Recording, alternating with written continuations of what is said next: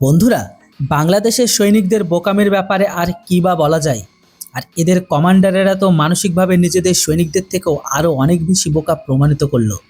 কারণ এই বাংলাদেশের সৈনিকরা মার্কিন সেনাবাহিনীর সামনে ভারতের নামে এমন কিছু ফায়ার করলো, যেখানে খোদ আমেরিকা বসে থাকা সামরিক কর্মকর্তারাও রেগে চোটে লাল হয়ে গেছেন। তো খবর কিছুটা এখন এইরকম যে আমেরিকার সৈনিকরা 19শে জুলাই থেকে বাংলাদেশের টাইগার লাইটনিং 2026-এর যৌথ সামরিক মহড়ায় অংশ নিচ্ছে এবং এই যৌথ সামরিক মহড়ায় 31শে জুলাই পর্যন্ত চলবে।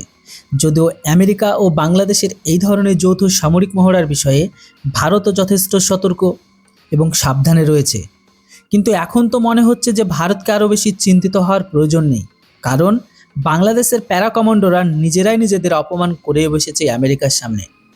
আপনাদের জানিয়ে রাখি, এই মহড়ায় বাংলাদেশের প্যারা কমান্ডোরা অংশ নিয়েছে, কিন্তু এই পুরো মহড়ায় বাংলাদেশের প্যারা কমান্ডোরা নিজেদের মার্কিন সেনাবাহিনীর চেয়েও সেরা মনে করে বসেছিল এবং গত 10 দিন ধরে বাংলাদেশের কমান্ডোরা এমনটা দেখাচ্ছিল যেন আমেরিকা ও বাংলাদেশের সৈনিকরা মহড়া করছে না, বরং বাংলাদেশের কমান্ডোরা উল্টে মার্কিন সেনাবাহিনীকে ট্রেনিং দিচ্ছে। আর বাংলাদেশের সেনাবাহিনী এই হিসাবে ভিডিও বানিয়ে সারা বিশ্বে ছড়িয়ে দিয়েছে। এখন এটা বেশ অবাক করার মতো বিষয়, কারণ দেখুন, মার্কিন সেনাবাহিনী নিজেই বিশ্বের যুদ্ধ পরিচালনায় পারদর্শী সৈনিক হিসাবে বিবেচিত, কিন্তু সেই মার্কিন সৈন্যদের সামনেই বাংলাদেশের কমান্ডাররা নিজেদের ওভার স্মার্ট দেখাতে শুরু করলো। কিন্তু এখন এখানে মার্কিন সেনাবাহিনীর কর্মকর্তারা বাংলাদেশের উপর রেগে গেছেন, কারণ মার্কিন সৈনিকরা গিয়েছিল বাংলাদেশের সেনাকে জঙ্গলের মহড়ার নামে যুদ্ধের কৌশলকে শেখাতে, কিন্তু এখানে তো খোদ বাংলাদেশের কমান্ডোরা ওভার স্মার্ট হয়ে গেছে এবং তারা বাংলাদেশের প্যারা কমান্ডোরা নিজেদেরকে মার্কিন সৈনিকদের চেয়ে সেরা হিসাবে দেখাতে শুরু করেছে। দেখা গেল অবশ্যই আমেরিকার সাথে ভালোই হয়েছে, কারণ অন্তত আমেরিকাও তো জানতে পারলো যে বাংলাদেশের সেনাবাহিনী কিভাবে নিজেদের মন মতো ভিডিও বানিয়ে প্রোপাগান্ডা ছড়াতে ওস্তাদ পাকিস্তানের মতো। তবে এখন খবর হলো, বাংলাদেশের সেনাবাহিনী এই পুরো মহড়ায় ভারত বিরোধী প্রোপাগান্ডা ছড়ানোর পুরো চেষ্টা করেছে।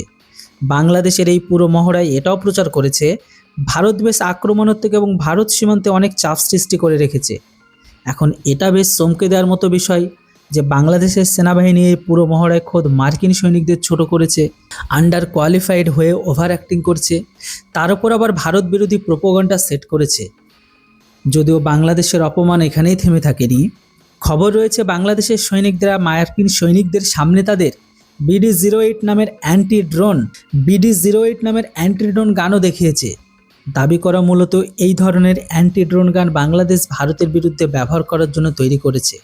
তো অন্যদিকে বাংলাদেশ মার্কিন সেনাবাহিনীর সামনে নিজেদের অ্যান্টি ড্রোন গানের খুব প্রচার করেছিল, কিন্তু এই মহড়ায় বাংলাদেশের এই গান মারাত্মক ধোঁকা দিয়েছে তাদেরকে, কারণ মার্কিন রিপোর্টের দাবি 30 মিটার দূরত্ব বাংলাদেশের এই অ্যান্টি ড্রোন সিস্টেম সঠিকভাবে কাজ করেনি, মানে ফেলিওর।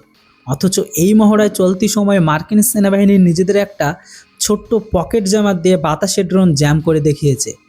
অর্থাৎ যে সমস্ত বাংলাদেশি প্যারা কমান্ডো গত 10 দিন ধরে মার্কিন সেনাবাহিনীর সামনে ওভার স্মার্ট সাজছিল বা চলছিল, সেই মার্কিন সৈন্যরা কেবল একটা ছোট্ট পকেটে রাখার মতো ডিভাইস দিয়ে বাংলাদেশকে তার অকাত বুঝিয়ে দিয়েছে।